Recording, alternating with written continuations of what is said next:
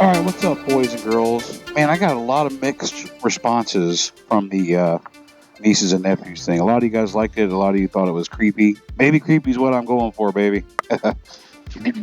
So, in a rare act of grace from our swamp overlords, my wife and I actually have a day off together, and it's not the weekend because I don't have weekends off anymore. So we are going out for a ride together.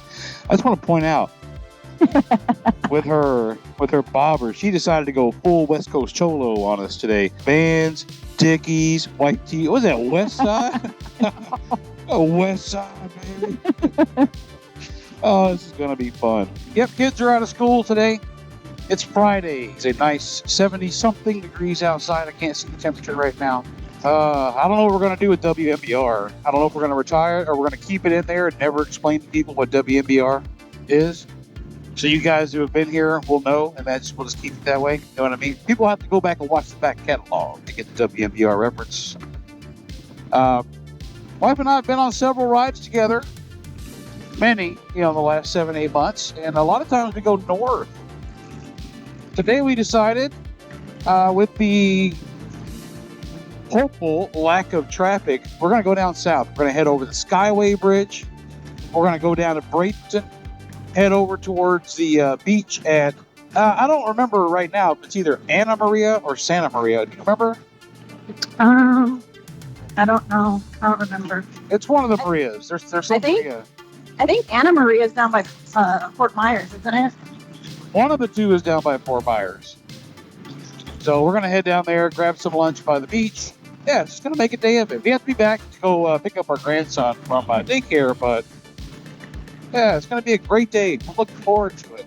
In the other news, as of late last night, I now have all social media platforms switched over to Uncle Bogator. So I thank you guys for the ride so far. We've got some good things ahead. Facebook was giving me a fit, man. Facebook was saying that I changed my name less than 7 days ago for over a week, and I didn't change my name. So finally last night, whatever kind of shackle they had on my name, they released me into the world as Uncle Bogator. Maybe, is this your first time on the Veterans? On the bike, yes. Well, no.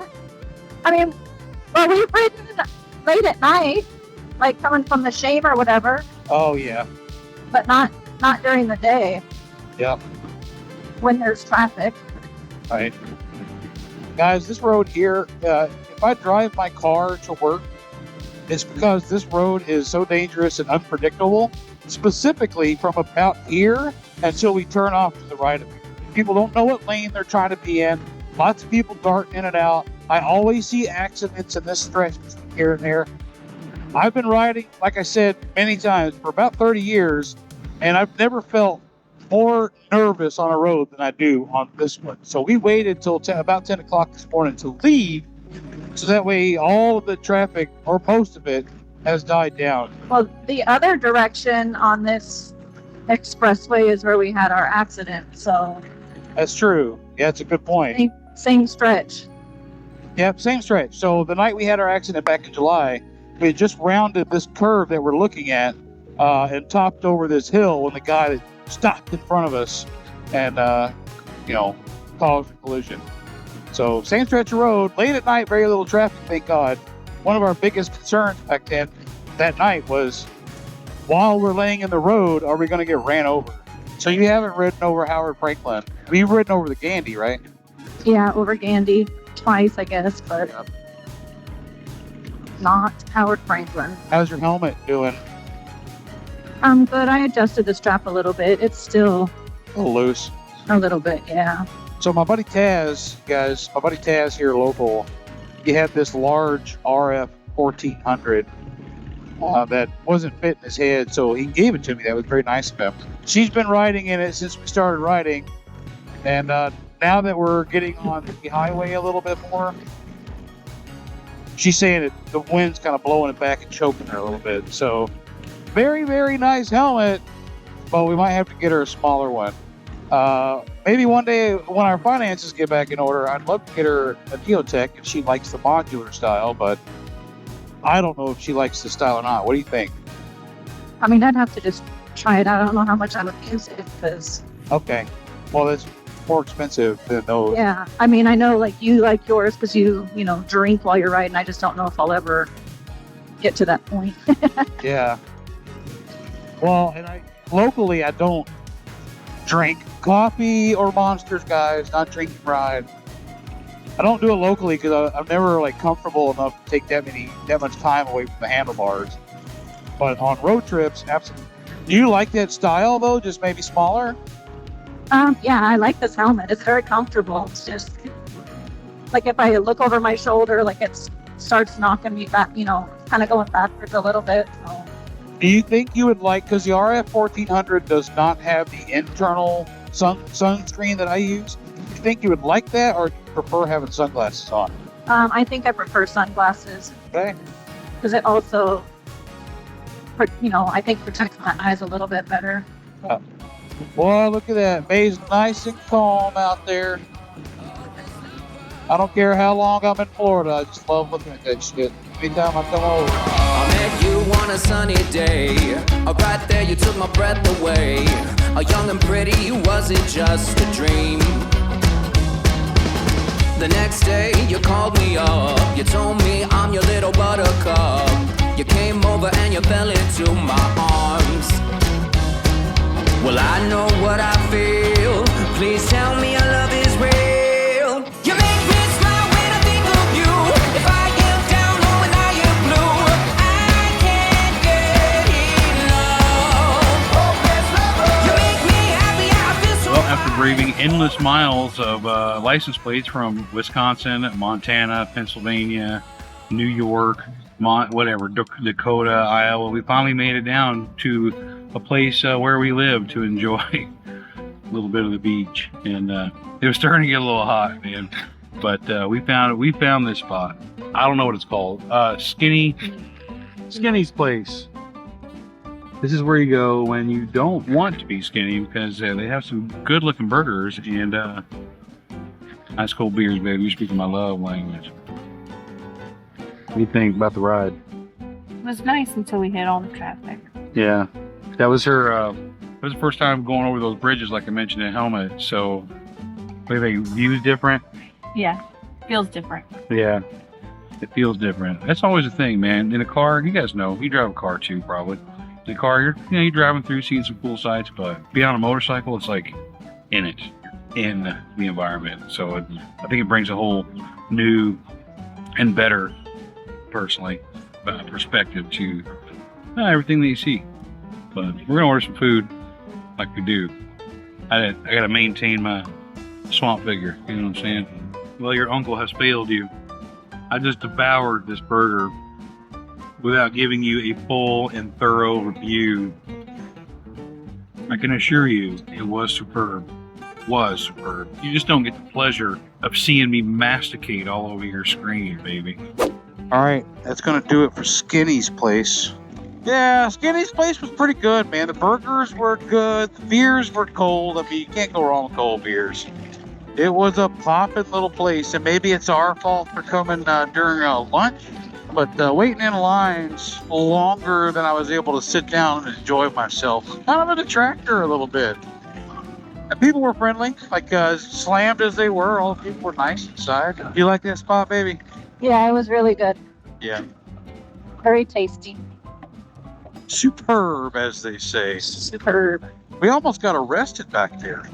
We did? Yeah, for public mastication. Can't believe I got you on that. Oh my God. Yeah, now that I figured out a kind of funny joke, I'm going to wear that shit into the dirt, man. Of course you are. Of course I am. Ooh, and Mike Branch B without running a joke all the way until it's a dying breath, and then resuscitating it to kick it one more time before it fully dies. Would not be Mike Branch. Exactly. Well, I guess I should say Uncle Bogator. Even though Uncle Bogator is a name that has been in my vocabulary since I was a very young boy, still get used to calling myself that. We're in a spot called Anna Maria Island. You've got Cortez Beach. You've got Bradenton Beach, which we're now in. One of the cool things about Bradenton Beach is that in And at least one stretch of the beach, you've got tall trees right up against the sand, which you don't see everywhere. Not that you guys were asking for a geological survey of the area, but I'm giving it to you. So I want you guys to appreciate the science. I would show you guys the beach, but it's kind of blah. I can't believe, man, it's a great feeling living down here. The only place in all of America that has beach. Fantastic. Why are you Seems laughing? like with the amount of people who come here. Yeah, why are you laughing? This is the only beach in the world. Well, not the world. I mean, some other countries. I'm not that dumb. The only place in America that has a beach.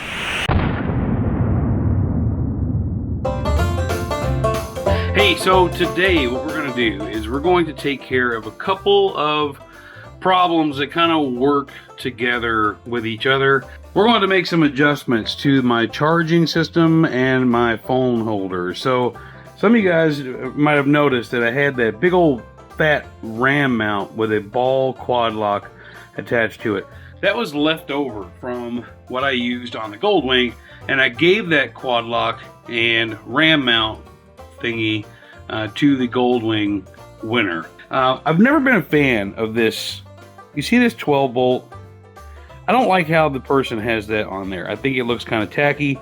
You know, I got to plug in a little thingy and run a wire. So what we're going to do is we're going to make that a lot more compact. We're still going to have the quad lock. We're still going to have it pushing up on the bars a little bit. But I think this is going to be a little neater and a lot less hassle. I'm not going to have the wire running around. I do want to thank the sponsor of today's video, which is Quad Lock. They were kind enough. I reached out. I told them what was going on. They were kind enough to send me all of the materials that you're going to see in today's video. So big shout out to Quad Lock. Thank you. If you want to get 10% off one-time purchase, so make sure you know exactly what you want when you go on the website. 10% off one-time purchase. Use the code Bogator at checkout. All right, we're going to get into the battery compartment here. Whoops, wrong way. Thankfully, I already have the Road King pretty naked, so all I'm going to have to do is take care of getting this seat off. Somebody told me on another video that this bib was backwards, so maybe we'll work on that too while we're in here, right? Doing this solution will also help me free up my factory charging port for the battery. Right now, the way that 12 volt adapter sits in there, it's utilizing that pigtail connector. So anytime I want to charge the battery, I got to dig it out from behind the firewall on the frame and then plug in the battery tender. All right, we're going to take this dash off. I was going to run the wire underneath the fuel tank, but I decided that this is clean enough, this wire coming up under the dash. That's all I'm going to do. So I'm going to take this 5/32 Allen, take off this bolt here, and then this guy here is a 3/8 inch. Removing that Allen and this 3/8 bolt is going to let me take this dash right off, and I can get rid of that wire that's running down from that 12 volt adapter that's on the bike now. I could get a ratchet, but what I'm doing here is I'm also utilizing the tool roll that I put together a few videos ago, just to make sure I kind of have everything I need, you know what I mean? Perfect, see, this works out perfectly. All right, getting the little wiring and stuff off was really easy. The last thing I'm doing here as far as disassembly goes is taking this ball mount off. Again, I don't want to use any tools that are not in my tool bag that I already have for the Harley. I don't know why. I mean, it doesn't really matter because it's not something that's mechanically going to mess with me if I'm on a trip. I just wanted to use the tools that I made for this tool bag. All right, next step in preparation, I need access to the battery. This is actually a good exercise because I thought I was going to need a 10 millimeter to get into there, and it's not. It's a T30. So thankfully, part of my toolkit includes this multi-tool. I'm going to show you what I got from Quad Lock so you know what I'm working with here. All right, so Quad Lock was nice enough to send me all of these things. There's the wireless charging adapter. It's the same one that we put on my wife's bike. A new handlebar mount pro. This is going to be way better than using a mix match of the Quad Lock and the RAM ball mount that I had. This 12 volt USB smart adapter. This is what we're going to install on the motorcycle. This vibration dampener. Whoop. Probably dampen that vibration pretty good. So let's get started on the install. All right, this is the waterproof 12 volt USB smart adapter. We're going to put this one on first. This handy dandy piece of equipment comes with a couple of things. The most important piece to me is this one. This is the piece that I'm going to mount directly to the battery so I can get my factory charger back, so I can use my battery charger without having to unplug and plug things. All right, both of these are tightened. I think what I want to do here is I want to work backwards. What I want to do is I'm going to start installing the things up on the handlebars and then work the wires back to see exactly how much room I need for these. All right, now this piece here, this is what makes this whole thing smart. It's a big block, but this has a switch on it where I can tell it to be auto up here, off here, and on there. The auto is going to gauge the battery draw, and it's going to turn the whole thing on or off based on what's going on with the battery. I really like that approach to it. That way you're not burning up battery when you don't need to be. We do have some zip ties in this little bag. Once I get everything installed, we're going to clean it up quite a bit and use some of these zip ties. All right, now for the handlebar part. So inside of the quad lock mount box, you have 3 different rings to put on to your handlebars. I know that these are 1 inch, so I'm going to use, this is 7/8 right here. This is 1 1/8. This is 1 inch. If I take all the rings out, it's 1 1/4. So I'm going to take this guy out here. All right, let's put this on. I'm going to tighten it just enough to hold it, and we'll make adjustments as we need to in terms of what angle I want to use. All right, next up, vibration dampener. But this is going to have to work in conjunction with the wireless charging pad. So the next 3 pieces, we're going to have to do them all kind of together at the same time. The next 2 pieces, we got to put this on, this on, this on. Okay, it actually does matter how this goes on because you need to be able to plug in the wireless charging pad. And if you put this 180 degrees out, you'll be blocking the little port that plugs into the wireless charging pad. So pay attention to that. It does matter. This is a lot bulkier, and Shade Tree Surgeon was making fun of my big old bulky phone holder. But you know what? I like convenience. Now I can start looking at which cable I want to run. Quadlock actually includes 3 cables, and I absolutely don't need the longest one, but I think maybe the shortest one might be too short. So we're going to go with the middle size. The reason it might be too short is I'm going to put this down underneath and route it in a way where I can get it back under this dash with no problems. Okay, that just plugs in really simple like.